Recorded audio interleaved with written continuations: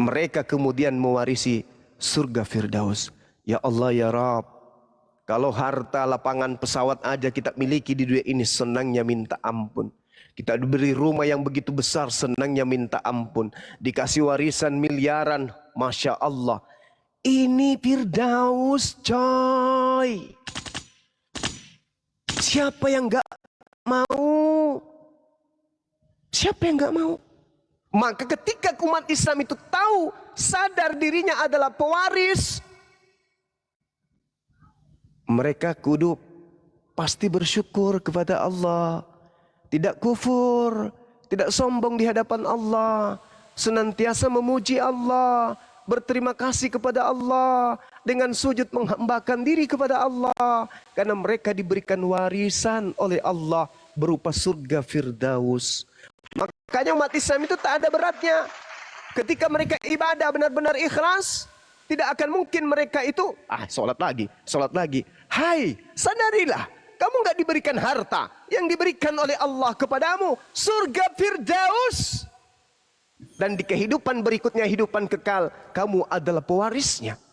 Kamu tak mau, nggak mau. Itu karena syahwat, itu karena dorongan duniawi. Makanya dikatakan ad-dunya sijnul mu'min wa jannatul kafir. Dunia ini penjara bagi umat Islam dan surga bagi orang-orang kafir. Nah, itu dia, Bung. Jadi kalau Anda mengatakan, apa yang bisa menyebabkan saya menjadi Muslim? Kalau Anda mewarisi sebuah harta, Anda pasti senang. Ini Anda mewarisi surga Firdaus, Anda tak mau, maka Anda adalah orang yang memperbodoh diri. Itulah jatuhnya kepada orang yang sesat. Yang Allah katakan, ihdinas siratal mustaqim, siratal ladina an'amta alaihim. Berilah petunjuk, jalan lurus kepada mereka yang engkau beri nikmat. Apa nikmat itu? Surga Firdaus. Iya, ya, oke, terima kasih. Silakan. Di sini banyak selebor, banyak lihat apa komenan ini, selebor ini nyamar atau apa, lihat tentang postingannya katanya kan. Karena saya belajar, Bang, sering saya baca itu cerita apa ini sini selebor yang baca, Bang, ini selebor yang istilah yang mengkaji lah, boleh kan? Ya. Tentang akal dengan pikiran itu supaya tenang. Itu makanya sering selebor posting seperti itu, ada filsafat seperti itu. Saya selebor suka, Bang. Bukan masalah selebor ini nyamar atau apa enggak. Ya banyak juga yang terima kasih buat Bang Zuma atau buat semuanya yang ada di sini. Ya mudah-mudahan ke depannya apalah gitu ya, mudah-mudahan terbuka, mungkin selebor bisa meyakini untuk Muslim atau apa mungkin kan. Ya. Karena saya belajar, Bang, karena di dalam keyakinan selebor juga, kalau hati dan pikiran itu tidak akan bersih, bagaimana akan mencapai apa khusyuk yang Abang sebutkan tadi ya, tapi di dalam ajaran gaib bagaimana mencapai ketenangan gitu, Bang. Bang diajarkan juga di Kristen itu tentang ketenangan, Bang, mencapai ketenangan. Iya. Jadi yang berposting itu ya seperti itu, mungkin ya mudah-mudahan lah kan, makanya selebor sering bilang tadi, selebor ini sering juga ya walaupun bukan ustadz lah di sini, teman-teman Muslim lah. Hura-hura apa-apa cerita itu ini sambil ngopi, nggak ada batasan, Bang. Saya baru memahami keyakinan mereka seperti itu. Artinya jika mereka yang diharapkan untuk surga atau apa, berarti sama juga di selebor meyakini bahwa suatu saat jika selebor ini dalam beragama, baik itu Kristen yang saya berpahami sekarang, berarti kata jika perbuat baik pasti akan dibalas dengan yang baik, gitu kan maksud Bang Zuma, ada tadi nurasi Bang Zuma tadi kan. Ya mudah-mudahan baik Islam, baik Kristen ada juga yang berbuat nggak baik, Islam juga ada juga yang berbuat yang baik, ada juga yang buat yang tidak baik. Ya tergantung bagi selebor pribadi ini, Bang ya.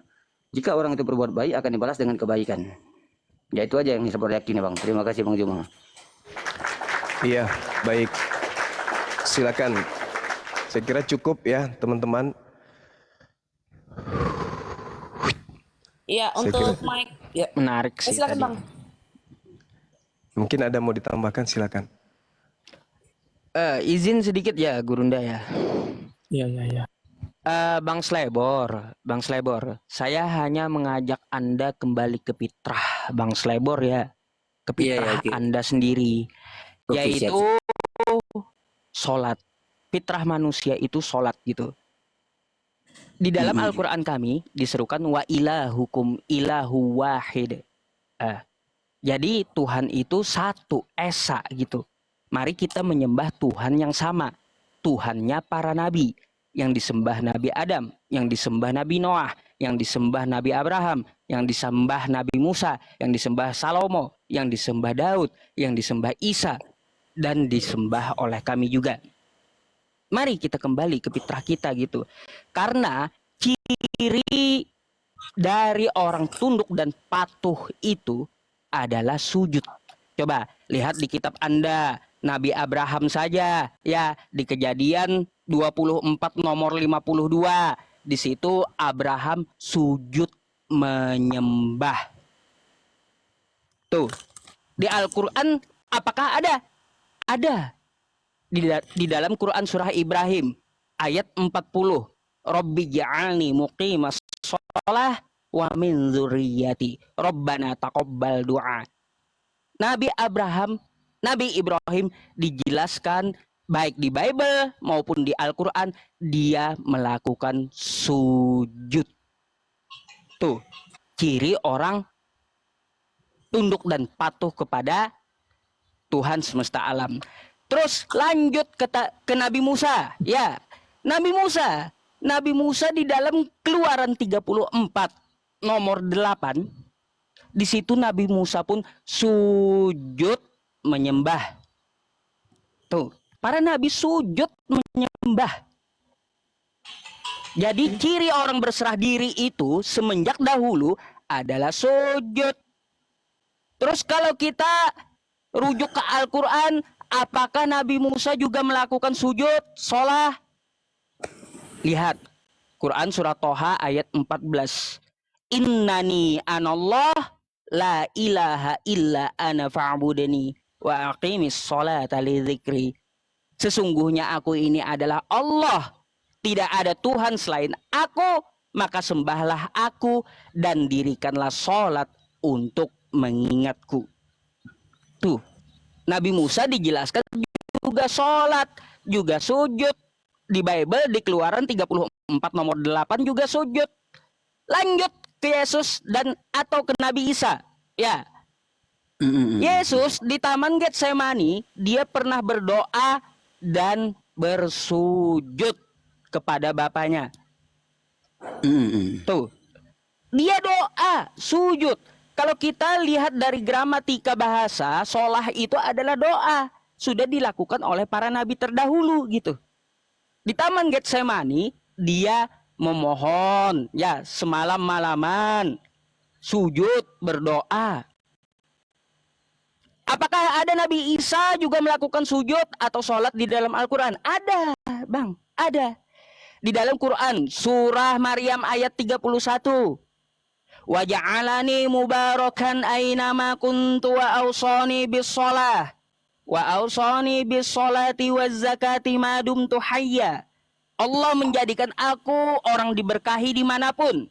Allah telah menjadikan aku menjadi orang yang diberkahi dimanapun aku berada.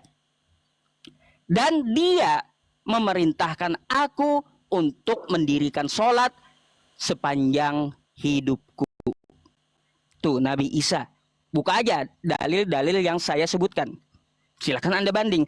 Lalu kepada kami sekarang di dalam Quran surah Al-Baqarah ayat 43. Aqimis sholah wa atuz zakah warka'u ma'ar raki'in. Dirikanlah sholat, tunaikanlah zakat, dan rukuklah bersama orang-orang yang rukuk. Makanya Bang ya, semua para nabi itu ciri tunduk patuh kepada Tuhan semesta alam dalam praktek ibadahnya adalah bersujud untuk menyembah Tuhan semesta alam. Makanya kalau Anda buka di Al-Quran kami, Quran surah As-Sajadah tuh Bang, catat ya. As-Sajadah ayat 15. Innama yu'minu bi ayatina alladzina idza dzukkiru biha kharru sujada. Kharru sujada wa sabbahu bihamdi rabbihim wa hum la yastakbirun. Sesungguhnya orang-orang yang beriman dengan ayat-ayat kami adalah orang-orang yang apabila diperingatkan dengan ayat-ayat kami, mereka menyungkur sujud. Makanya para nabi itu sujud. Gitu bang. Mari kita sembah Tuhannya Nabi Isa, Tuhannya Nabi Musa, Tuhan Abraham, Nabi Adam. Sujud cirinya. Ini kita ya. Kita kiai bukan, nabi bukan, ulama bukan, ustadz bukan, orang biasa, kagak sholat, mengharapkan surga Firdaus yang dijelaskan Bang Zuma. Mempe.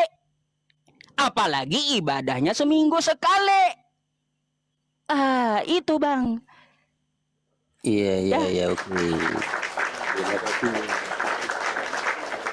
Jadi seperti itu. Mari kita menyembah Tuhan yang satu, Tuhannya para nabi gitu, yang berbeda dengan makhluk. Jadi seperti itu, bang. Mungkin itu saja yang yang saya sampaikan. Cukup ya gitu, Gurunda. Terima kasih waktunya.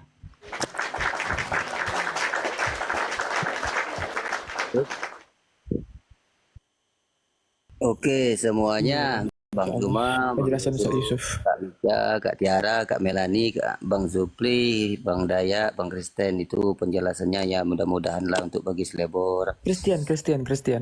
Ya untuk ke depan lah ya Bang Kristen ya. Ya mungkin lah nama wawasan lah untuk bagi selebor nih, untuk mengenal lebih jauh, baik juga dalam agama selebor sendiri, baik itu tentang Muslim lah nanti ya. Ya untuk Bang Zuma khususnya saya selebor, terima kasih Bang atas pencerahannya. Tapi bagi selebor selama yang nyimak di sini ya, bagi selebor pribadi tapi ya nggak ada ngangkut orang yang lain ya. Ya anggap selebor semuanya itu sama. Itu bagi selebor. Mungkin selebor belum apa ya. Itulah selebor bilang tadi kepada Bang Zuma tadi, yang selebor yakini saat ini hanya bahwa Tuhan Allah itu melihat selebor, apapun aktivitas selebor, walaupun selebor tidak bisa melihatnya. Itu saya yakin dalam hati. Terima kasih Bang Zuma. Mungkin ada yang ingin yang naik Bang, yang lain? Iya, siap. Baik, selebor, kalau masih mau di atas boleh ya, simak dulu. Kebetulan ini ada Bung Michael. Bung Michael ini juga dari Kristen, tapi dia ini lebih mengkomparasi. Dia bertanya dan ditanya itu. Kalau selebor kan tadi sepenuhnya bertanya,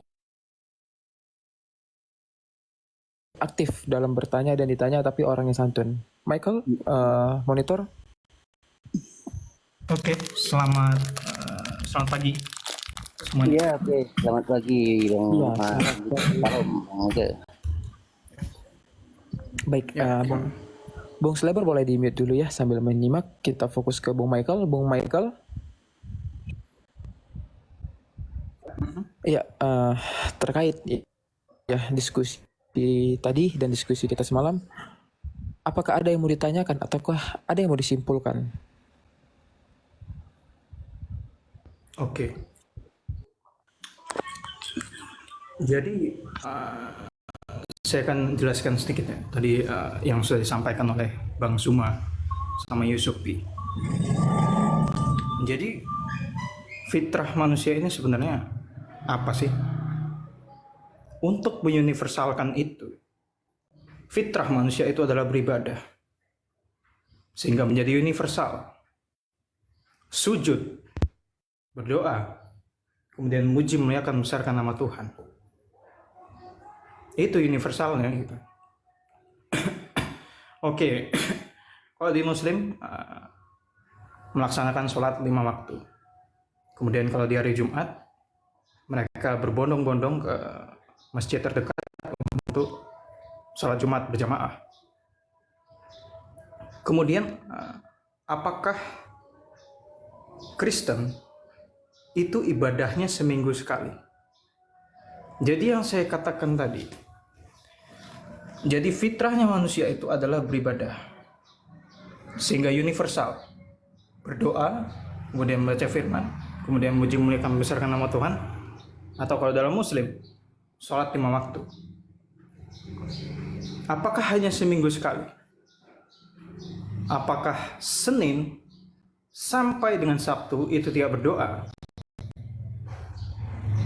Jadi di sini saya bisa simpulkan bahwa berdoa bisa dilakukan di mana saja, kapan saja, dalam keadaan apapun, baik susah maupun senang, miskin maupun kaya. Jadi seperti itu, Bang Christian. Ya, jadi secara substansi lebih didefinisikan secara singkat pertanyaannya, Bung Michael. Tadi kan masih premisnya tuh. Nah, aksiomanya, pertanyaannya apa tuh? Jadi ini saya menyimpulkan aja gitu. Jadi ini untuk meuniversalkan baik Muslim maupun Kristen, seperti itu. Oke. Beribadah pasti menuju kepada Sang Pencipta, karena kita beribadah tunduk menyembah hanya kepada Sang Pencipta. Itu sama seperti kita tujuan ya gitu. Tuhan hanya satu, agama hanya satu, kitab suci hanya satu. Salah dalam bertuhan maka kita bukan menjadi bagian dari Dia nantinya itu. Nah, Bung Michael, terkait judul Yesus bukan Tuhan, itu setuju atau tidak? Tentu umat Kristiani, Yesus bukan Tuhan. Ini adalah sebuah pertanyaan karena ada tanda tanya. Maka saya menjawab, Yesus Tuhan. Mengapa Kristiani menuhankan Tuhan? Karena pada saat naik ke surga, disaksikan oleh banyak orang, termasuk ke-12 murid, tingkap langit dibuka sebentar melihat surga. Kemudian Yesus duduk di sebelah kanan Allah Bapa, atau Theos, atau Bapa, atau the Father. Berarti duduk di sebelah kanan, dalam Kamus Besar Bahasa Indonesia, posisi yang utama. Jadi otoritas memerintah, Yesus diberikan otoritas itu kepada dari Bapa untuk memerintah surga, bumi, dan neraka. Lalu apalagi selain itu, kenapa Kristen menuhankan Yesus sebagai Tuhan? Terbukti pada saat dia ditangkap oleh tentara Romawi,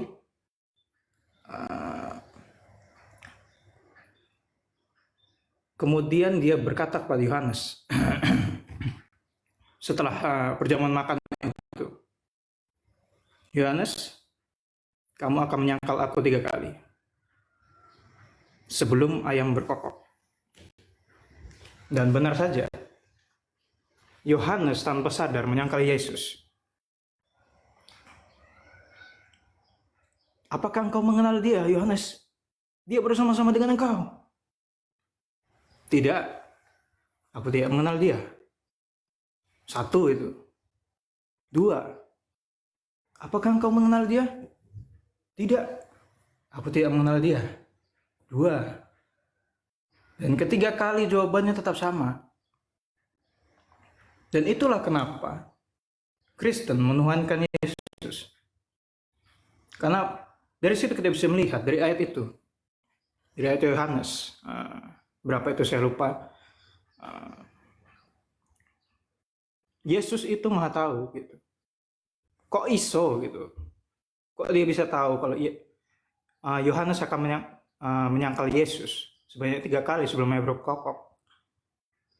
Dan setelah Yohanes tahu itu, dia pun berkata kepada Yesus, aku tidak akan mungkin menyangkal engkau. Tapi secara tidak sadar, dia telah menyangkal Yesus. Jadi itu salah satu bentuk skenario. Bisa diminimkan nggak Bang? Biar ditanggapi Bang Oke. Zuma juga gitu. Oke, baik. Izin dulu Ya, itu semuanya, Bang Mikael, semuanya, Bang Zuma, terutama host, ini izin Slebor mau turunkan dulu Slebor. Oke, Selebor. Oh, Selebor tidak Oke, tahu terima kita kasih dulu. Bang semuanya yang di sini ya, Bang Christine, Bang Zuma, Bang Mikael, semuanya ya, salam semuanya ya, Iya, sehat iya, semua. baik. Baik, waalaikum.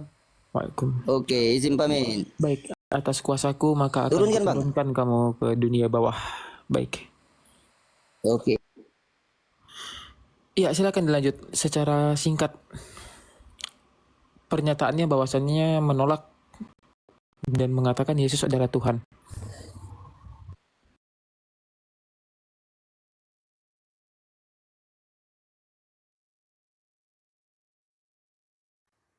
Oke, silakan saya kembalikan kepada host. Iya, iya, iya. Secara definisi singkatnya itu kenapa mengatakan Yesus adalah Tuhan itu agar ditanggapi?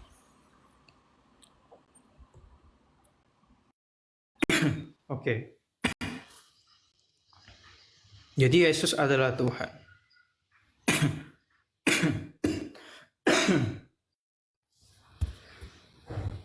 Mengapa alasan ketiga mengapa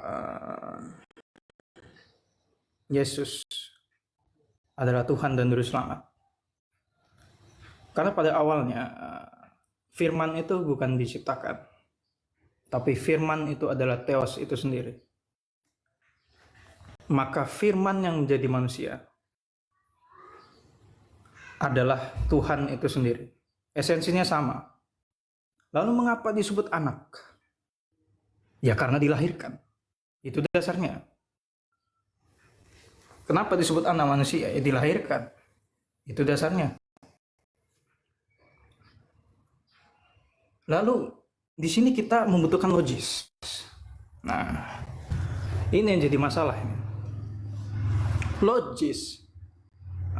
Langsung ke intinya bang, langsung ke intinya aja bang, langsung ke intinya aja. Assalamualaikum, lanjut. Waalaikumsalam warahmatullahi wabarakatuh.